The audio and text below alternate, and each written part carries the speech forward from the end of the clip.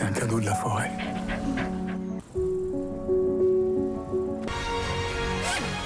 C'est un pré-chambre. Regarde papa, il est trop mignon. Rien. C'est quoi ça? Il a déjà mangé mes pantoufles.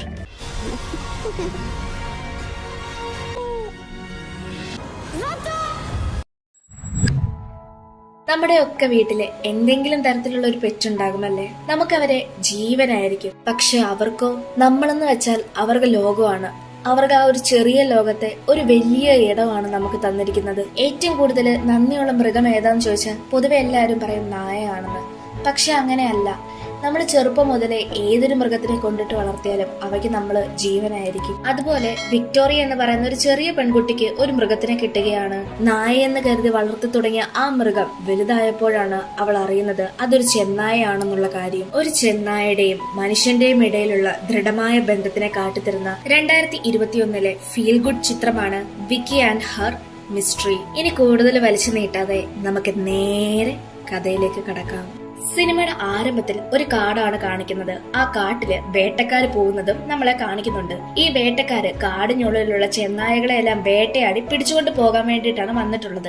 ഇതേ സമയം തന്നെ കുറേയധികം ചെന്നായകള് അവറ്റകളുടെ കുട്ടികളെയും കൊണ്ട് അവിടെ നിന്ന് ഓടി രക്ഷപ്പെട്ടു പോകുന്നതും നമ്മളെ കാണിക്കുന്നുണ്ട്. ഇന്നരമാണ് ഒരു വേട്ടക്കാരൻ ആ കാടിനുള്ളിൽ പമ്മി ഒളിച്ചിരിക്കുന്ന ഒരു ചെന്നായക്കുട്ടിയെ ഷൂട്ട് ചെയ്യാൻ ശ്രമിക്കുന്നത്. പക്ഷെ അതിന്റെ ഭാഗ്യം കൊണ്ട് അത് അവിടെ നിന്ന് രക്ഷപ്പെട്ടു പോകും. അടുത്ത സീനിൽ നമ്മളെ വിക്ടോറിയ എന്ന് പറയുന്ന ഒരു പെൺകുട്ടിയാണ് കാണിക്കുന്നത്. വിക്ടോറിയയ്ക്ക് 8 വയസ്സ് മാത്രമാണ് പ്രായമുള്ളത്. ഈ ചെറു വയസ്സിൽ തന്നെ അവളുടെ അമ്മ മരണപ്പെട്ടു പോകും. സിറ്റിയിൽ ജനിച്ചു വളർന്ന പെൺകുട്ടിയാണ് വിക്ടോറിയ. പക്ഷെ തന്റെ അമ്മയുടെ പെട്ടെന്നുള്ള മരണം അവൾക്ക് അക്സെപ്റ്റ് ചെയ്യാൻ പറ്റുന്നേ ഉണ്ടായിരുന്നില്ല. അമ്മയുടെ ഓർമ്മകളിൽ അവൾ എപ്പോഴും മുഴുകിക്കൊണ്ടേയിരുന്നു. അക്കാരണം കൊണ്ട് വിക്ടോറിയയുടെ അച്ഛനായ സ്റ്റീഫൻ അവളെയും കൊണ്ട് അവർക്ക് ഗ്രാമത്തിലേക്ക് വരും. കാരണം അമ്മയെ പറ്റിയുള്ള ഓർമ്മകൾ മറന്ന് അവളുടെ ആ ഒരു വിഷമാവസ്ഥയും ഡിപ്രഷനും ഒക്കെ മാറാൻ വേണ്ടിയിട്ടാണ് അച്ഛൻ അവളെയും കൊണ്ട് ഈ ഗ്രാമത്തിലേക്ക് വന്നത്. ഈ ഒരു സംഭവത്തിന് ശേഷം അവൾ തന്റെ അച്ഛനോട് പോലും നേരെ ചൊവ്വേ മിണ്ടിയിട്ടില്ല. ഇത് അയാൾക്കും വളരെയധികം വിഷമം തരുന്ന ഒരു കാര്യമായിരുന്നു. കാരണം ഒരു സൈഡിൽ ഭാര്യ നഷ്ടമായ വേദന, മറുവശത്ത് മകളുടെ അവസ്ഥ. അങ്ങനെ കുറച്ചു ദിവസങ്ങൾ കടന്നുപോയി. ഇങ്ങനെ ഇരിക്കെയാണ് വിക്ടോറിയയുടെ അങ്കിള് അവിടേക്ക് വരുന്നത്.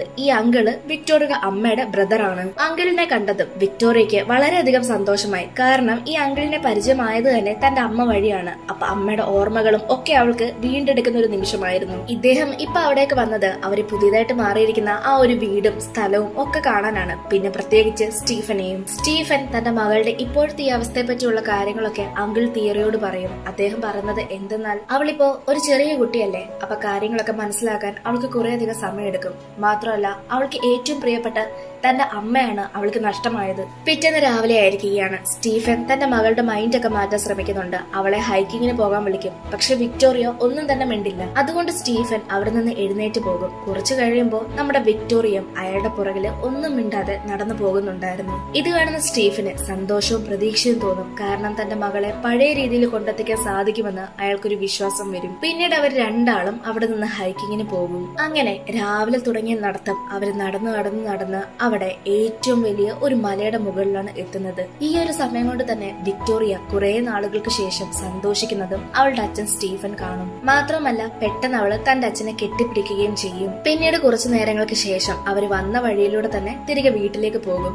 പക്ഷെ പോകുന്ന വഴിയിൽ അവർക്ക് അറിയാതെ വഴിതെറ്റിപ്പോകും. വഴിതെറ്റി എന്ന് മനസ്സിലാക്കിയിട്ടും അവർ മുൻപോട്ട് തന്നെ പോകും. അങ്ങനെ മുൻപോട്ട് പോകുമ്പോഴാണ് അവിടെ അവരൊരു വീട് കാണുന്നത്. ആ വീട്ടില് ഒരാളുണ്ട്. അയാളുടെ പേരാണ് ബ്രൂണോ. സ്റ്റീഫൻ ബ്രൂണോയോട് തനിക്ക് വീട്ടിലേക്ക് പോകേണ്ട വഴിയൊക്കെ കാണിച്ചു കൊടുക്കും. അതായത് തന്റെ കയ്യിലുണ്ടായിരുന്ന മാപ്പ് കാണിച്ചിട്ട് ആ മാപ്പിലുള്ള വഴി ഏത് ദിശയിലേക്കാണ് പോകുന്നത് എന്നെല്ലാം ഉള്ള കാര്യങ്ങൾ മനസ്സിലാക്കിയെടുക്കും. സ്റ്റീഫൻ അവിടെ വഴിയെല്ലാം ചോദിച്ച് മനസ്സിലാക്കിക്കൊണ്ടിരിക്കുന്ന സമയത്ത് നമ്മുടെ വിക്ടോറിയ അവിടെയുള്ള മൃഗങ്ങളുടെ അടുത്തേക്ക് പോകും. അതായത് അയാൾക്ക് കുറെ കുതിരകളും അതുപോലെ കഴുതയും ഒക്കെ ഉണ്ട്. അതിന്റെ അടുത്തേക്കൊക്കെ നമ്മുടെ ഈ വിക്ടോറിയ പോകും. ഈ സമയമാണ് ഫാമിനുള്ളില് ഒരു ബാസ്ക്കറ്റിനകത്ത് ഒരു നായ്ക്കുട്ടി കിടക്കുന്നത് നമ്മുടെ വിക്ടോറിയ കാണുന്നത്. വിക്ടോറിയയ്ക്ക് ഈ നായ്ക്കുട്ടിയെ വളരെയധികം ഇഷ്ടമാകും. വിക്ടോറിയ ബ്രൂണോട് ഇതിന്റെ പേരെന്താണെന്ന് ചോദിക്കുമ്പോൾ ബ്രൂണോ അതിന്റെ പേര് മിസ്റ്ററി എന്നാണെന്ന് പറയും. മാത്രമല്ല ഇതിനെ അയാൾക്ക് കാട്ടിൽ നിന്നാണ് കിട്ടിയത് എന്നും പറയുന്നുണ്ട്. വിക്ടോറിയയ്ക്ക് ആ നായ്ക്കുട്ടിയെ അത്രയ്ക്ക് ഇഷ്ടമായതുകൊണ്ട് സ്റ്റീഫനോട് പറയാതെ അതിനെ തന്റെ ബാഗിൽ ഇട്ടുകൊണ്ട് വിക്ടോറിയ വീട്ടിലേക്ക് പോകും.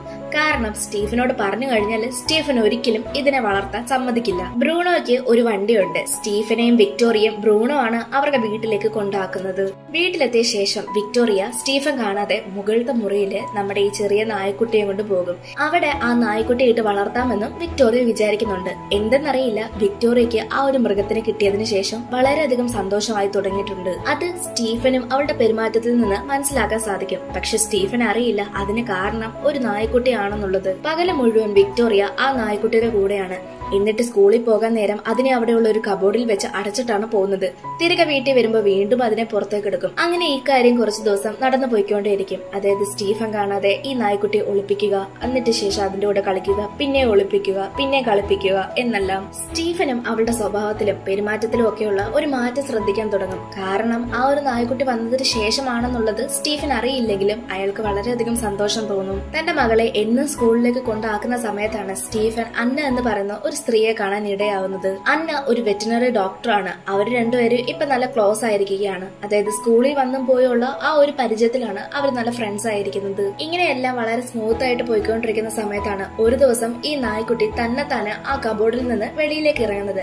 വെളിയിലേക്ക് ഇറങ്ങുക മാത്രമല്ല, അവിടെ ഉണ്ടായിരുന്ന പാവക്കുട്ടിയും സാധനങ്ങളും ഒക്കെ ആ നായ്ക്കുട്ടി തല്ലി പൊട്ടിച്ച് കീറി മറച്ചിടും. പക്ഷെ ഭാഗ്യം കൊണ്ട് ഈ കാര്യമൊന്നും സ്റ്റീഫൻ അറിഞ്ഞിട്ടില്ല. സ്കൂളിൽ നിന്ന് വന്ന വിക്ടോറിയ പിന്നീട് നമ്മുടെ ഈ നായ്ക്കുട്ടിയോട് ഇരുന്ന് കളിക്കും. ഇങ്ങനെ ആ നായ്ക്കുട്ടിയും വിക്ടോറിയയും കളിച്ചുകൊണ്ടിരിക്കുന്ന സമയത്താണ് സ്റ്റീഫൻ ആ മുറിയിലേക്ക് കയറി വരുന്നത്. സ്റ്റീഫൻ വരുന്നത് മനസ്സിലാക്കിയതും മിസ്റ്റർ പെട്ടെന്ന് അവിടെ ഉണ്ടായിരുന്ന ഒരു ബെഡിന്റെ കീഴിൽ കയറി ഒളിച്ചിരിക്കും. പക്ഷെ അധികം നാള് ഈ ഒളിച്ചും പാത്തുള്ള കളി നടക്കില്ല. കാരണം ഒരേ വീട്ടിലിരുന്നു കൊണ്ട് എത്ര നാളാണ് ഈ ഒരു നായ്ക്കുട്ടിയെ അവൾക്ക് ഒളിപ്പിച്ചു വെക്കാൻ കഴിയുക. അങ്ങനെ സ്റ്റീഫൻ അവിടെയുള്ള ഡ്രസ്സിലൊക്കെ വേറൊരു സ്മെല്ല് കണ്ടെത്തുകയാണ്. അതായത് യൂറിന്റെ സ്മെല്ലും അതുപോലെ മൃഗങ്ങളുടെ സ്മെല്ലൊക്കെ. അങ്ങനെ ലാസ്റ്റ് സ്റ്റീഫൻ അവിടെ മിസ്റ്ററി ഉള്ള കാര്യം കണ്ടെത്തും. മിസ്റ്ററി ആദ്യമായിട്ട് കാണുന്ന സ്റ്റീഫൻ ഇതിനെ കൊണ്ട് കളയാനായിട്ട് നമ്മുടെ വിക്ടോറിയയോട് പറയും. പക്ഷെ വിക്ടോറിയക്ക് അതിനെ കളയാൻ ഒരിക്കലും സാധിക്കില്ലായിരുന്നു. കാരണം അവളുടെ ആ ഒരു ജീവിതം ഇപ്പൊ വീണ്ടും തിരിച്ചു കൊണ്ടുവന്നത് തന്നെ മിസ്റ്ററിയാണ്. തന്റെ മക്കളുടെ സന്തോഷമാണ് ഏതൊരച്ഛനും ആഗ്രഹിക്കുന്നത്. അതുകൊണ്ട് വിക്ടോറിയയുടെ സന്തോഷമായിരുന്നു സ്റ്റീഫനും വലുത്. ഇനി മുതൽ വിക്ടോറിയക്ക് സ്റ്റീഫന്റെ അടുത്ത് നിന്ന് മിസ്റ്ററിയെ ഒളിച്ചും പാത്തും ഒന്നും കൊണ്ടു നടക്കേണ്ട കാര്യമില്ല. കാരണം ഇപ്പൊ മിസ്റ്ററിയെ സ്റ്റീഫനും വളരെയധികം കാര്യമാണ്. അങ്ങനെ ദിവസങ്ങൾ കഴിഞ്ഞു പോയിക്കൊണ്ടേയിരുന്നു. മിസ്റ്ററിയുടെ കൂടെ വിക്ടോറിയ വളരെയധികം സന്തോഷത്തിലാണ്. തന്റെ മകളുടെ സന്തോഷം സ്റ്റീഫനും ഒരുപാട് സന്തോഷിപ്പിക്കുന്നുണ്ട്. മിസ്റ്ററി വളർന്നുകൊണ്ടിരിക്കുകയാണ്. അതുകൊണ്ട് സ്റ്റീഫൻ അതിനുവേണ്ടിയുള്ള കൂടൊക്കെ തയ്യാറാക്കുന്നതും നമ്മളെ കാണിക്കുന്നുണ്ട്. ദിവസങ്ങൾ കഴിഞ്ഞു പോകുന്തോറും വിക്ടോറിയയും മിസ്റ്ററിയും ഒരുപോലെയാണ് വളർന്നുകൊണ്ടിരിക്കുന്നത്. വിക്ടോറിയ മിസ്റ്ററി പറ്റിയുള്ള കാര്യങ്ങൾ തന്റെ സ്കൂളിൽ ചെന്ന് കുട്ടികളോടൊക്കെ പറയും. അവർക്കൊക്കെ ഇത് കേൾക്കുമ്പോൾ വളരെയധികം ആകാംക്ഷയും സന്തോഷവും ഉത്സാഹവും ഒക്കെയാണ് തോന്നുന്നത്. ആദ്യം വിക്ടോറിയ തന്റെ ഫ്രണ്ട്സിനോടും സ്കൂളിലുള്ളവരോടും മിസ്റ്ററിയെ പറ്റി പറഞ്ഞു. കുറച്ചു കഴിഞ്ഞപ്പോൾ അവള് മിസ്റ്ററിയും കൊണ്ട് സ്കൂളിലേക്ക് പോകും. ഇങ്ങനെ മിസ്റ്ററിയും കൊണ്ട് വിക്ടോറിയ സ്കൂളിലേക്ക് പോകുന്ന സമയത്താണ് അന്ന അവിടേക്ക് വരുന്നത്. നമ്മൾ അന്നയെ പറ്റി നേരത്തെ പറഞ്ഞിട്ടുണ്ട്. അന്ന ഒരു വെറ്റിനറി ഡോക്ടർ ആണെന്നുള്ള കാര്യം നമ്മൾ പറഞ്ഞിട്ടുണ്ടായിരുന്നു. അന്ന സ്റ്റീഫനോട് മിസ്റ്ററിയെ കൊണ്ട് ഹോസ്പിറ്റലിലേക്ക് വരാൻ പറയാം. കാരണം എന്താ, ഈ ജീവിക്ക് എന്തെങ്കിലും അസുഖമുണ്ടോ, ഇനി വല്ല വിഷബാധിത, പേയോ അല്ലെങ്കിൽ മനുഷ്യനെയോ മൃഗത്തിനെയോ ഒരുപോലെ അഫക്ട് ചെയ്യുന്ന എന്തെങ്കിലും രോഗമുണ്ടോ എന്നൊക്കെ ചെക്ക് ചെയ്യാൻ വേണ്ടിയിട്ടാണ്. അങ്ങനെ സ്റ്റീഫൻ ക്ലിനിക്കിലേക്ക് പോകുന്ന സമയത്താണ് റോഡിലെല്ലാം പ്രൊട്ടസ്റ്റ് നടക്കുന്നത് കാണുന്നത്. ആ ജനങ്ങള് ഗവൺമെന്റിനോട് ഈ ഒരു ചെന്നായ്ക്കളെ ഇല്ലാതാക്കണം അല്ലെങ്കിൽ നശിപ്പിക്കണം എന്ന രീതിയിലാണ് പ്രൊട്ടസ്റ്റ് നടത്തുന്നത്. കാരണം എന്തെന്നാല് അവിടെയുള്ള ഫാമേഴ്സിനോ അല്ലെങ്കിൽ അവിടെ മൃഗങ്ങളെ വളർത്തുന്നവർക്കൊക്കെ ഇതൊരു ബുദ്ധിമുട്ടായി മാറിയിരിക്കുകയാണ്. പക്ഷെ ഇതൊക്കെ സ്റ്റീഫൻ മൈൻഡ് ചെയ്ത് പോകും. സ്റ്റീഫൻ ഇതെല്ലാം മൈൻഡ് ചെയ്ത് പോയെങ്കിലും അവന് ക്ലിനിക്കിലേക്ക് മാത്രം പോകാൻ സാധിക്കില്ല. കാരണം റോഡ് മുഴുവൻ അത്രത്തോളം ബ്ലോക്ക് ആയിരുന്നു. ഇങ്ങനെ ഇരിക്കുകയാണ് അവിടേക്ക് വീണ്ടും അവളുടെ അങ്കിളായ തിയറി വരുന്നത്. തിയറിക്ക് ഇവളെ കാണുമ്പോൾ ഇപ്പൊ വളരെയധികം സന്തോഷം തോന്നും. കാരണം ആദ്യത്തെ ആ ഒരു ദിവസത്തിലുണ്ടായിരുന്ന വിക്ടോറിയ അല്ല ഇപ്പോൾ അവിടെ ഉള്ളത്. ഇത് കാണുന്ന തിയറിക്കും അതുപോലെ സ്റ്റീഫനും ഒരുപോലെ സന്തോഷമുണ്ട്. കാരണം അവളിപ്പോ ആ ഒരു പഴയ ആളെ അല്ല. അങ്ങനെ ആ ഒരു ദിവസം കഴിഞ്ഞു പോകും. പിറ്റേന്ന് രാവിലെ അന്ന തന്റെ മകനെ സ്കൂളിലേക്ക് കൊണ്ടുവിടാൻ വരുന്ന സമയത്ത് നമ്മുടെ സ്റ്റീഫനെയും കാണും. അന്ന അന്ന് പറഞ്ഞ ദിവസം ക്ലിനിക്കിലേക്ക് നമ്മുടെ സ്റ്റീഫൻ എത്താൻ സാധിച്ചിട്ടുണ്ടായിരുന്നില്ല. അതുകൊണ്ട് അന്ന നീ എന്താണ് അന്ന് വരാനത് എന്നെല്ലാം ചോദിക്കും. ഇത് കേൾക്കുന്ന സ്റ്റീഫൻ അത് പിന്നെ എനിക്കറിയാവുന്ന ഒരു ഡോക്ടറിന്റെ അടുത്ത് ഞാൻ മിസ്റ്ററി ഓൾറെഡി തന്നെ കാണിച്ചിട്ടുണ്ടായിരുന്നു, അതുകൊണ്ടാണ് ഞാൻ വരാനത് എന്നെല്ലാം പറയും. ഇവിടെ വെച്ചാണ് നമുക്ക് മനസ്സിലാവുന്നത്, അതായത് മിസ്റ്ററി ഒരു ചെന്നായ ആണെന്നുള്ള കാര്യം ശരിക്കും സ്റ്റീഫൻ അറിയാം. പക്ഷെ ആ ഗ്രാമത്തിലുള്ളവർക്ക് ചെന്നായ ഇഷ്ടമല്ല. അന്ന ഒരു സംശയാസ്പദമായ രീതിയിൽ മിസ്റ്ററിയെ പറ്റി സ്റ്റീഫനോട് ചോദിക്കുന്നത്. അതായത് ഇനിയെങ്ങാണോ അതൊരു ചെന്നായ ആണോ എന്ന രീതിയിലാണ് സംശയിക്കുന്നത്. ഈ ഒരു കാര്യം മുൻകൂട്ടി മനസ്സിലാക്കിയത് കൊണ്ട് തന്നെയാണ് സ്റ്റീഫൻ അന്നയുടെ അടുത്തേക്ക് മിസ്റ്ററിയെ കൊണ്ട് പോവാനത്. അന്ന മിസ്റ്ററി കാണുന്നത് ഒരു ചെന്നായായിട്ട് തന്നെയാണ്. മിസ്റ്ററി വിക്ടോറിയയുടെ അടുത്തുള്ളത് അപകടമാണെന്നും അന്ന പറയുന്നുണ്ട്. പക്ഷെ സ്റ്റീഫൻ ഇതൊന്നും മൈൻഡ് ചെയ്യാതെ പോകും. കാരണം സ്റ്റീഫൻ വിശ്വസിക്കുന്നത് തന്റെ മകൾക്ക് എല്ലാ സന്തോഷവും കൊടുത്തത് ഈ ഒരു മിസ്റ്ററിയാണ്. മാത്രമല്ല ഇത്രയും ചെറുപ്പത്തിലെ കൊണ്ട് വളർത്തിയത് കൊണ്ട് അതുകൊണ്ട് ഒരു അപകടവും ഉണ്ടാകില്ലെന്നും സ്റ്റീഫന് നല്ല വിശ്വാസമുണ്ട്. അത് മാത്രമല്ല വിക്ടോറിയയുടെ അടുത്ത് നിന്ന് മിസ്റ്ററി വേർപിരിക്കാൻ ശ്രമിച്ചാൽ അത് വീണ്ടും അവളുടെ മാനസികാവസ്ഥ തളർത്തുമെന്നും സ്റ്റീഫൻ ചിന്തിക്കുന്നു. പിന്നീട് ഗ്രാമത്തിലുള്ള 2 പേരെയാണ് കാണിക്കുന്നത്. അവരവരുടെ മുറ്റത്ത് ചെന്നായയുടെ കാൽപ്പാടങ്ങൾ കാണുന്നു. നമ്മൾ നേരത്തെ പറഞ്ഞിട്ടുണ്ടായിരുന്നു ഇവർക്ക് ചെന്നായ്ക്കളെ തീരെ ഇഷ്ടമല്ല. അതുകൊണ്ട് ആ ഭാഗത്തേക്ക് വരുന്ന ചെന്നായ്ക്കളെ എല്ലാം കൊല്ലാമെന്നും അവർ വിചാരിക്കും. ഇതേ സമയമാണ് നമ്മുടെ വിക്ടോറിയയുടെ വീട്ടിൽ നിന്ന് മിസ്റ്ററി ഓലിയിടുന്ന സൗണ്ട് കേൾക്കുന്നത്. അതായത് മിസ്റ്ററി അതിന്റെ യഥാർത്ഥ ശബ്ദം പുറപ്പെടുവിക്കുന്നത് മറ്റുള്ളവർ കേൾക്കുന്നത്. അതുകൊണ്ട് ആ 2 ഗ്രാമവാസികൾക്കും സ്റ്റീഫനെ നല്ല സംശയമുണ്ട്. കാരണം മിസ്റ്ററിയെ അവരെ മുൻപ് കണ്ടിട്ടുണ്ട്. പക്ഷെ അതിന് ചെന്നായാണോ എന്നാണ് അവർക്ക് സംശയം. മാത്രമല്ല മിസ്റ്ററി ഒരു ചെന്നായാണല്ലോ. മിസ്റ്ററി ഓലിയിടുന്ന സൗണ്ട് കേട്ട് കാട്ടിൽ നിന്ന് അതിന്റെ അമ്മ ഇറങ്ങി വരും. പക്ഷെ ആ വീടിനുള്ളിലേക്ക് പോകില്ല. അതായത് വിക്ടോറിയയുടെ വീടിനുള്ളിലേക്ക് പോകില്ല. ഇതേ സമയം ഗ്രാമവാസികള് വിക്ടോറിയയുടെ വീടിനെ ലക്ഷ്യമാക്കി വെച്ചിരിക്കുന്നത് സ്റ്റീഫന്റെ ശ്രദ്ധയിൽപ്പെടും. സ്റ്റീഫന് മിസ്റ്റർ ശരിക്കും ഒരു ചെന്നായാണെന്ന് സംശയം മാത്രമേ ഉണ്ടായിരുന്നുള്ളൂ. പക്ഷെ ഇപ്പൊ അത് ഉറപ്പായിരിക്കുകയാണ്. തന്റെ മകളെ ഈ മിസ്റ്ററിൽ നിന്ന് വേർപെടുത്തി കഴിഞ്ഞാൽ അവള് വീണ്ടും പഴയ ആ ഒരു മാനസികാവസ്ഥയിൽ എത്തുമോ എന്നൊരു പേടിയും സ്റ്റീഫനുണ്ട്. അതുകൊണ്ട് തന്നെ പരമാവധി മിസ്റ്ററി ആളുകളുടെ മുന്നിലേക്ക് സ്റ്റീഫൻ കൊണ്ടുപോകുന്നത് കുറച്ചിരിക്കുകയാണ്. മാത്രമല്ല മിസ്റ്ററിയെ നമ്മുടെ ഈ ഒരു വിക്ടോറിയയുടെ അടുത്ത് നിന്ന് അകറ്റാനും ശ്രമിക്കും. കാരണം ഒരു പക്ഷേ മിസ്റ്ററിയെ വേർപെടുത്തേണ്ടതായിട്ട് വന്നു കഴിഞ്ഞാൽ അതൊരിക്കലും വിക്ടോറിയക്ക് താങ്ങാനാവുന്നതല്ല. അതിനാൽ ഇപ്പോഴേ അകലം പാലിപ്പിക്കാമെന്ന് സ്റ്റീഫൻ വിചാരിക്കും. അതുകൊണ്ട് വിക്ടോറിയ റൂമിലേക്ക് മിസ്റ്ററിയെ കടത്തിവിടാതിരിക്കാൻ ശ്രമിക്കും. പക്ഷെ മിസ്റ്ററിയോ അവിടേക്ക് തന്നെ വീണ്ടും കയറി വരും. കാരണം കുഞ്ഞിലെ മുതല് വിക്ടോറിയയുടെ കൂടെയാണ് മിസ്റ്ററി കിടക്കുന്നതും ഉറങ്ങുന്നതും ഒക്കെ. അതുകൊണ്ട് മിസ്റ്ററി വീണ്ടും വീണ്ടും വിക്ടോറിയയുടെ അടുത്തേക്ക് തന്നെ വരും. അങ്ങനെയായിരിക്കും ഒരു ദിവസം കാട്ടിലേക്ക് വിക്ടോറിയയും സ്റ്റീഫനും അതുപോലെ തിയറിയും കൂടി പോകും. ഇതേ സമയം തന്നെ അവരുടെ കൂടെ മിസ്റ്ററിയും ഉണ്ട്. ഈ സമയമാണ് വിക്ടോറിയയുടെ മുൻപിലേക്ക് ഒരു ചെന്നായ വരുന്നത്. പക്ഷെ ആ ചെന്നായ നോക്കുന്നത് മിസ്റ്ററിയാണ്. കാരണം ആ ചെന്നായ മിസ്റ്ററിയുടെ അമ്മയാണ്. പക്ഷെ സ്റ്റീഫന് ഇത് കാണുമ്പോൾ പേടിയാകും. കാരണം തന്റെ മകള് നിൽക്കുന്നത് ഒരു ചെന്നായയുടെ മുൻപിലാണ്. സ്റ്റീഫൻ വിക്ടോറിയോട് നീ പതിയെ പതിയെ പുറമോട്ട് നടക്കുക എന്ന് പറയും. അങ്ങനെ വിക്ടോറിയ പതിയെ പതിയെ പുറമോട്ട് വന്ന് തന്റെ അച്ഛന്റെ അടുത്തേക്ക് എത്തും. മറുവശത്ത് മിസ്റ്ററിയും തന്റെ അമ്മയെ നേരിട്ട് കാണുന്നുണ്ട്. പക്ഷെ മിസ്റ്ററി തന്റെ അമ്മയായിട്ട് കാണുന്നത് അല്ലെങ്കിൽ ഫാമിലി ആയിട്ട് കാണുന്നത് വിക്ടോറിയയും സ്റ്റീഫനെയും ഒക്കെയാണ്. ഇക്കാര്യം മിസ്റ്ററിയുടെ അമ്മ അതായത് ആ ചെന്നായക്ക് മിസ്റ്ററിയുടെ കണ്ണുകളിലൂടെ തന്നെ മനസ്സിലാക്കാൻ സാധിക്കും. അക്കാരണം കൊണ്ട് ആ ചെന്നായ അവിടെ നിന്ന് പോവുകയും ചെയ്യും. പിന്നീട് സ്റ്റീഫൻ മിസ്റ്ററിയെ കൊണ്ട് നേരെ അന്നയുടെ അടുത്തേക്കാണ് പോകുന്നത്. കാരണം ഇപ്പൊ ഇതൊരു ചെന്നായാണെന്ന് പൂർണ്ണമായിട്ട് ഉറപ്പായിരിക്കുകയാണ്. അതുകൊണ്ട് ഇതിന് വല്ല അസുഖമോ രോഗമോ എന്തെങ്കിലുമൊക്കെ ഉണ്ടോ എന്ന് അറിയാൻ വേണ്ടിയാണ് സ്റ്റീഫൻ അതിനെ കൊണ്ട് ക്ലിനിക്കിലേക്ക് പോകുന്നത്. കാരണം അങ്ങനെ എന്തെങ്കിലും അസുഖം ഉണ്ടെങ്കിൽ തന്നെ അത് മനുഷ്യരിലും പടരാൻ സാധ്യത കൂടുതലാണ്. ചെക്ക് ചെയ്ത് നോക്കിയപ്പോ മിസ്റ്ററിക്ക് ഒരു പ്രശ്നവുമില്ല. പക്ഷെ അന്ന സ്റ്റീഫനോട് പറയും ഇതൊരു മൃഗമാണ്, അതും കാട്ടിൽ വളർന്ന മൃഗമാണ്. ഇപ്പൊ മിസ്റ്റർ ചെറിയ കുട്ടിയൊന്നുമല്ല, അതിന് അത്യാവശ്യം വലുപ്പവും വളർച്ചയുമുണ്ട്. മാംസാഹാരം കഴിക്കുന്ന പ്രായം എത്തിയിട്ടുണ്ട്. എന്തായാലും ഇത് വിക്ടോറിയയുടെ കൂടെ ഇരിക്കുന്നത് അത്ര സേഫ് അല്ല. ഇതിനെ തിരികെ കാട്ടിലേക്ക് തന്നെ വിടുന്നതായിരിക്കും നിങ്ങൾക്കും നിങ്ങളുടെ മകൾക്കും അതുപോലെ ഈ ഒരു മിസ്റ്ററിക്കും നല്ലത്. അടുത്ത സീനിൽ നമ്മളെ മിസ്റ്ററുടെ അമ്മയാണ് കാണിക്കുന്നത്. അത് ഇപ്പോഴും സ്റ്റീഫന്റെ വീടിന്റെ ആ ഒരു ഭാഗം വിട്ടു പോയിട്ടൊന്നുമില്ല. അത് ഗ്രാമവാസികളുടെ ആടുകളെ ഒക്കെ പിടിച്ചു തിന്നാനായിട്ട് നിൽക്കുകയാണ്. സ്റ്റീഫന്റെ വീടിന്റെ അടുത്തുള്ള ആ 2 ഗ്രാമവാസികളുടെ ചെമ്മരിയാടുകളെ ഒക്കെ മിസ്റ്ററുടെ അമ്മ വന്ന് പിടിച്ചു തിന്നും. പക്ഷെ അവര് വിചാരിക്കുന്നത് സ്റ്റീഫൻ ശരിക്കും ഒരു ചെന്നായ വളർത്തുന്നുണ്ട്, സ്റ്റീഫനാണ് അവർക്ക് ചെമ്മരിയാടുകളെ എല്ലാം പിടിച്ചുകൊണ്ട് പോകുന്നത് എന്നാണ്. അതുകൊണ്ട് തന്നെ അവർക്ക് സ്റ്റീഫനോട് നല്ല ദേഷ്യവും വരും. അതുപോലെ മിസ്റ്ററിയെ അവർ നോട്ടവും ഇട്ടിട്ടുണ്ട്. അയാൾ നേരെ സ്റ്റീഫനെ കാണാനായിട്ട് അവന്റെ വീട്ടിലേക്ക് വരും. ഇന്നരം സ്റ്റീഫൻ മിസ്റ്ററിയെ ഒറ്റയ്ക്കൊരു മുറിയിലാക്കുകയാണ്. അതായത് വെളിയിൽ ഫാം ഹൗസ് പോലെയുള്ള ഒരു മുറിയിലേക്ക് ആക്കുകയാണ്. കാരണം ഗ്രാമവാസികൾ അതായത് ഇപ്പൊ ആ വീട്ടിലേക്ക് വന്ന ആ ഒരു വ്യക്തി മിസ്റ്ററിയെ കണ്ടു കഴിഞ്ഞാല് അതെന്തായാലും പ്രശ്നമാകും. അതുകൊണ്ടാണ് മിസ്റ്ററിയെ ഇപ്പോൾ സ്റ്റീഫൻ ഒളിപ്പിച്ചു വെച്ചത്. അയാൾ സ്റ്റീഫനോട് നിങ്ങൾ വല്ല ചെന്നായ വളർത്തുന്നുണ്ടോ, അല്ലെങ്കിൽ ഇവിടെ എവിടെയെങ്കിലും ചെന്നായ വന്നത് നിങ്ങൾ കണ്ടോ എന്നൊക്കെ സ്റ്റീഫനോട് വന്ന് ചോദിക്കും. ഇത് കേൾക്കുന്ന സ്റ്റീഫൻ എനിക്കൊന്നും അറിയില്ല എന്ന് പറയും. ഈ പുള്ളിക്കാരൻ ഇത് പൂർണ്ണമായിട്ടും വിശ്വസിച്ചിട്ടൊന്നുമില്ല. പക്ഷെ എങ്കിലും അവിടെ നിന്ന് പോകും. അങ്ങനെയിരിക്കെയാണ് ആ ഗ്രാമവാസികള് സ്റ്റീഫൻ അറിയാതെ മിസ്റ്ററി അടച്ചു വെച്ചിരിക്കുന്ന ആ ഒരു മുറിയിലേക്ക് എത്തി നോക്കുന്നത്. അവര് അതിനുള്ളിൽ കിടക്കുന്ന മിസ്റ്ററിയെ കാണും. അതായത് അവരുടെ കണ്ണില് അത് വെറും ഒരു ചെന്നായാണ്. ചെന്നായയാണ്. അവർക്കറിയില്ലല്ലോ ഈ ചെന്നായ അവർക്ക് ആടുകളെ ഒന്നും പിടിച്ചിട്ടില്ല എന്നുള്ളത്. ഇവര് പെട്ടെന്ന് തന്നെ ഇക്കാര്യം പോലീസിനെ വിളിച്ച് ഇൻഫോം ചെയ്യും. പോലീസ് ഓഫീസേഴ്സിനെ മാത്രമല്ല അന്നയും വിളിച്ച് ഇക്കാര്യം പറഞ്ഞു കൊടുക്കും. അങ്ങനെ മിസ്ട്രിയെ അവരവിടെ നിന്ന് കൊണ്ടുപോകും. ഇതെല്ലാം കാണുന്ന നമ്മുടെ വിക്ടോറിയയ്ക്ക് നല്ല വിഷമമുണ്ട്. വിക്ടോറിയ വീണ്ടും പഴയ ആ ഒരു അവസ്ഥയിലേക്ക് തന്നെ പതിയെ പതിയെ വരികയാണ്. അതായത്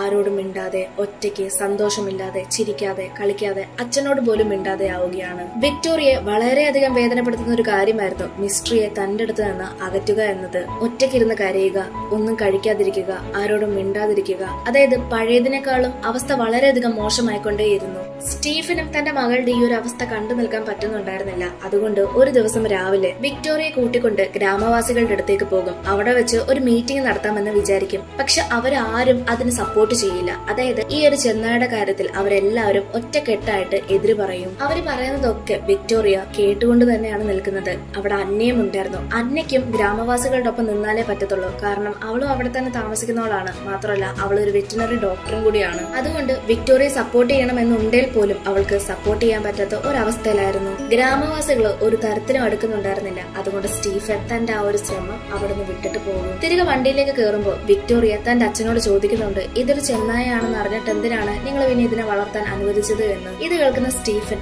അതൊരിക്കലും ഒരു ചെന്നായാണെന്ന് എനിക്കറിയില്ലായിരുന്നു. അതൊരു നായ്ക്കുട്ടിയാണെന്നാണ് ഞാൻ വിചാരിച്ചത്. ചെന്നായാണെന്ന് അറിഞ്ഞിരുന്നെങ്കിൽ ഞാൻ ഒരിക്കലും ഇതിന് സമ്മതിക്കില്ലായിരുന്നു. ഇത് കേൾക്കുന്ന വിക്ടോറിയ, എനിക്ക് ആദ്യം മുതലേ അറിയായിരുന്നു ഇതൊരു ചെന്നായാണെന്നുള്ള കാര്യം. ചെന്നായകള് ഒരിക്കലും അപകടകാരികളല്ല. പിറ്റേ ദിവസം രാവിലെ വിക്ടോറിയ സാറ് ക്ലാസ് എടുത്തുകൊണ്ടിരിക്കുന്ന സമയത്ത് അവൾക്ക് മിസ്ട്രി അവിടെ ഉള്ളതുപോലെ തോന്നും. അങ്ങനെ വിക്ടോറിയ സാറിനോട് കള്ളം പറഞ്ഞ് വെളിയിലേക്ക് ഇറങ്ങും. വെളിയിലേക്ക് ഇറങ്ങുന്ന സമയത്ത് സ്കൂളിന്റെ പുറത്ത് നമ്മുടെ മിസ്ട്രി അവളെ കാത്തു നിൽക്കുകയാണ്. അതായത് മിസ്ട്രി അവരുടെ കയ്യിൽ നിന്ന് രക്ഷപ്പെട്ടു വന്നിരിക്കുന്നു.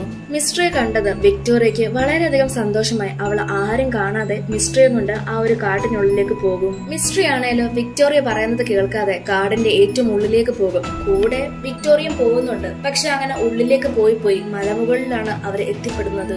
അവിടെ നല്ല മഞ്ഞും പെയ്യുന്നുണ്ട്. സത്യത്തെ ഈ മഞ്ഞ് പെയ്ത സന്തോഷത്തിലാണ് മിസ്ട്രി അത്രയും വേഗത്തിൽ ഓടിപ്പോയത്. പക്ഷെ ആ ഒരു തണുപ്പത്ത് വിക്ടോറിയയ്ക്ക് വളരെയധികം അസ്വസ്ഥത തോന്നിയിരുന്നു. മറുവശത്ത് അന്ന മിസ്ട്രി അവിടെ നിന്ന് രക്ഷപ്പെട്ടു പോയോ എന്നുള്ള കാര്യം സ്റ്റീഫനോട് വന്ന് പറയും. കാരണം അന്നയ്ക്ക് അറിയാമായിരുന്നു മിസ്ട്രി വരുവാണെങ്കിൽ തന്നെ ഒന്നെങ്കിൽ സ്റ്റീഫന്റെ അടുത്ത് അല്ലെങ്കിൽ വിക്ടോറിയയുടെ അടുത്തേ വരികയുള്ളൂ എന്ന്. ഈ സമയമാണ് വിക്ടോറിയ സ്കൂളിൽ നിന്ന് അവളെ കാണാനില്ലെന്ന് പറഞ്ഞ് ടീച്ചർ കോൾ ചെയ്ത് സ്റ്റീഫനോട് പറയുന്നത്. ഇപ്പോൾ അവർക്ക് മനസ്സിലായിരിക്കുകയാണ് മിസ്ട്രിയുടെ കൂടെ വിക്ടോറിയ പോയതാണെന്നുള്ളത്. അങ്ങനെ അന്നയും സ്റ്റീഫനും കൂടി വിക്ടോറിയ അന്വേഷിച്ച് വെളിയിലേക്ക് പോകും. അതായത് ആ ഒരു കാടിനുള്ളിലേക്ക് പോകും. മറുവശത്ത് വിക്ടോറിയയ്ക്ക് ആ ഒരു തണുപ്പ് സഹിക്കാൻ പറ്റുന്നതിൽ ഏറെയായിരുന്നു. അവൾക്ക് ഒട്ടും തന്നെ നടക്കാൻ പോലും പറ്റുന്നുണ്ടായിരുന്നില്ല.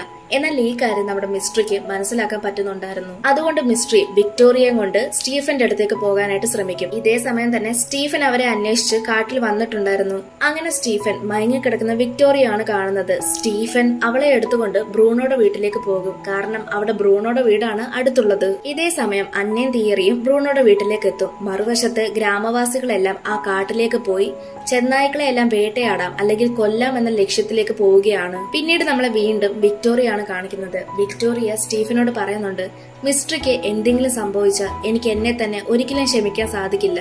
കാരണം ഞാൻ കാരണമാണ് മിസ്ട്രിക്ക് ഈ ഒരു അവസ്ഥ വന്നത്. വിക്ടോറിയ ഇതിങ്ങനെ പറഞ്ഞുകൊണ്ടിരിക്കുന്ന സമയത്താണ് ബ്രൂണോയുടെ വീടിന്റെ നേരെ ലക്ഷ്യമാക്കിക്കൊണ്ട് മിസ്ട്രി അവിടേക്ക് വരുന്നത്. മിസ്ട്രിയെ കണ്ട വിക്ടോറിയ അതിന്റെ അടുത്തേക്ക് ഓടി കെട്ടിപ്പിടിക്കാൻ പോകുന്ന അതേ സമയമാണ് മരങ്ങളുടെ ഇടയിൽ ഒളിച്ചിരുന്ന ആ ഒരു ഗ്രാമവാസി മിസ്ട്രിയെ ഷൂട്ട് ചെയ്യുന്നത്. അയാള് വിക്ടോറിയ കണ്ടിട്ടുണ്ടായിരുന്നില്ല.